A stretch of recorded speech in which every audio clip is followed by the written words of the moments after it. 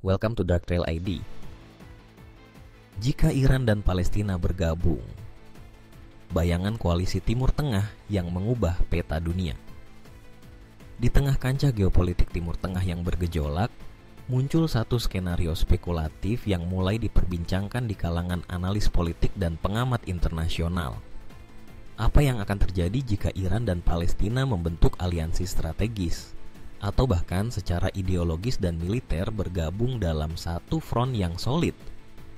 Bukan sekadar kerjasama diplomatik, melainkan kolaborasi aktif dalam spektrum politik, militer, ekonomi, dan perlawanan terhadap Israel, serta sekutu-sekutunya. Skenario ini bukanlah sekadar ilusi kosong, mengingat hubungan historis antara Iran dan berbagai faksi Palestina, seperti Hamas dan Jihad Islam Palestina, yang telah berlangsung selama puluhan tahun. Namun, apakah benar hal tersebut mampu mengubah peta kekuatan dunia? Mari kita bahas secara komprehensif. 1. Sejarah hubungan Iran dan Palestina. Sejak revolusi Islam Iran pada tahun 1979, Teheran memosisikan dirinya sebagai pendukung utama perjuangan Palestina. Iran memandang isu Palestina bukan sekadar konflik regional, tetapi sebagai simbol perlawanan terhadap imperialisme dan Zionisme.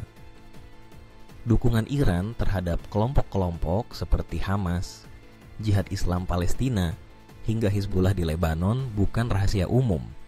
Meskipun Iran adalah negara mayoritas Syiah dan Palestina mayoritas Sunni, perbedaan mazhab tidak menjadi penghalang. Dalam politik Timur Tengah, ideologi seringkali dikalahkan oleh kepentingan strategis bersama. Perlawanan terhadap dominasi Israel dan hegemoni Amerika Serikat di kawasan. 2. Bentuk koalisi, dari dukungan ke fusi strategis. Jika Iran dan Palestina memutuskan untuk bergabung dalam sebuah entitas yang lebih formal, misalnya aliansi militer atau bahkan bentuk konfederasi strategis, ada sejumlah bentuk kerjasama yang bisa terwujud. Aliansi militer terbuka. Iran bisa secara resmi menyediakan pelatihan, persenjataan, intelijen, dan sistem pertahanan canggih kepada sayap bersenjata Palestina. Koordinasi politik internasional. Mereka bisa membentuk front diplomatik global di Perserikatan Bangsa-Bangsa, Organisasi Kerjasama Islam, dan berbagai forum internasional lainnya. Ekonomi perlawanan, pembentukan jaringan logistik, distribusi bantuan, dan jalur pasokan senjata secara resmi dengan pengamanan intelijen tingkat tinggi. Propaganda global terorganisir. Narasi perlawanan terakhir terhadap Zionisme akan diperluas melalui media, film, dan literasi politik global. 3. Dampak regional. Timur Tengah yang bergolak. Ancaman bagi Israel. Skenario ini akan memperburuk kekhawatiran Israel. Koalisi Iran-Palestina dapat menghadirkan tekanan 3 lapis. Dari utara, Hizbullah di Lebanon. Dari timur, milisi pro-Iran di Irak dan Suriah. Dan dari selatan, jalur Gaza. Israel bisa menghadapi ancaman simultan dari berbagai front, memaksa negara tersebut untuk meningkatkan anggaran pertahanan, memobilisasi militer dalam skala besar, dan bahkan mempertimbangkan opsi serangan awal terhadap Iran atau Gaza. B. Ketegangan dengan negara Arab moderat.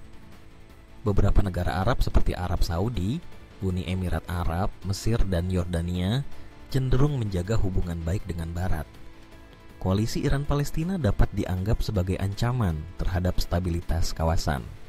Aliansi baru ini bisa memecah kembali kesatuan dunia Arab dan memperkuat poros Iran-Qatar, Suriah-Lebanon. C. Ketegangan di Selat Hormuz dan Laut Merah.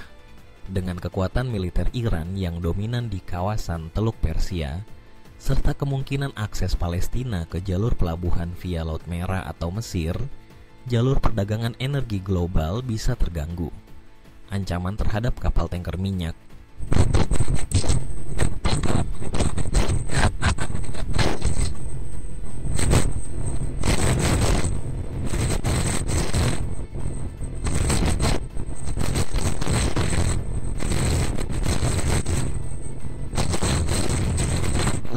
lain, meningkatkan kehadiran militer di Timur Tengah, memperketat sanksi ekonomi terhadap Iran dan entitas yang mendukung Palestina, mendorong normalisasi lanjutan antara Israel dan negara-negara Arab lain, misalnya melalui Abraham Accords Jilid 2. Melobi Perserikatan Bangsa-Bangsa untuk mengklasifikasikan koalisi Iran-Palestina sebagai entitas teroris jika ada pelanggaran hak asasi manusia atau serangan terhadap warga sipil.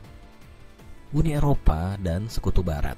Negara-negara Eropa kemungkinan akan terpecah. Beberapa, seperti Prancis dan Jerman, mungkin mendesak jalan damai dan solusi dua negara. Sementara Inggris dan negara-negara Baltik cenderung condong ke posisi Amerika Serikat, Rusia dan Tiongkok. Sebaliknya, Rusia dan Tiongkok bisa memanfaatkan situasi ini untuk menantang hegemoni Amerika Serikat di Timur Tengah, mendukung Iran secara tersirat sebagai penyeimbang global, menggunakan isu Palestina untuk memperkuat citra anti-imperialis mereka di dunia muslim. 5. Peluang dan ancaman bagi Palestina sendiri. Peluang, dukungan militer dan teknologi.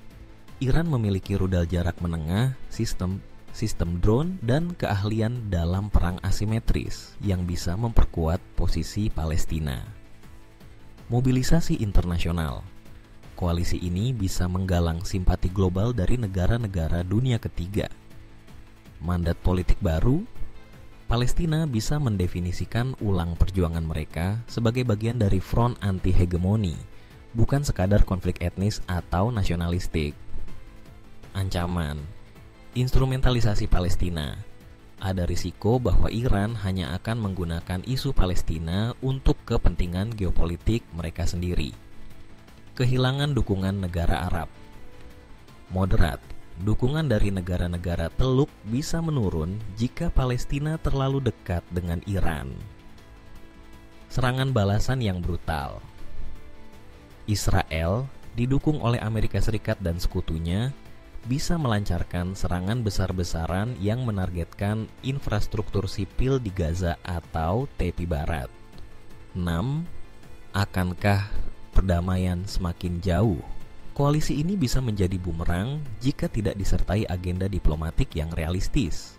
Dunia internasional, terutama aktor-aktor perdamaian, akan semakin kesulitan mendorong solusi dua negara jika konflik menjadi terlalu terpolarisasi. Jika perlawanan berubah menjadi konflik total, Palestina bisa kehilangan posisi moralnya di mata global, terutama jika serangan terhadap warga sipil terjadi dari kedua belah pihak. Sementara itu, kelompok-kelompok ekstremis bisa bangkit dan menyusup ke dalam koalisi, memperkeruh situasi. 7. Penutup antara harapan dan ketegangan. Pertanyaan besar tetap menggantung.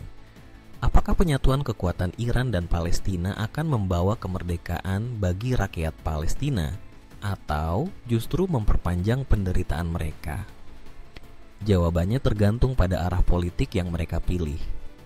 Apakah tetap berpegang pada diplomasi internasional dan keadilan atau terjerumus dalam perang proksi tanpa akhir? Dunia tidak kekurangan contoh bagaimana koalisi berbasis perlawanan bisa sukses atau justru gagal total. Iran dan Palestina, jika ingin bergabung, harus mempertimbangkan bukan hanya kekuatan militer, tetapi juga kekuatan legitimasi, moralitas, dan kecerdikan diplomasi. Terima kasih sudah menonton, jangan lupa subscribe.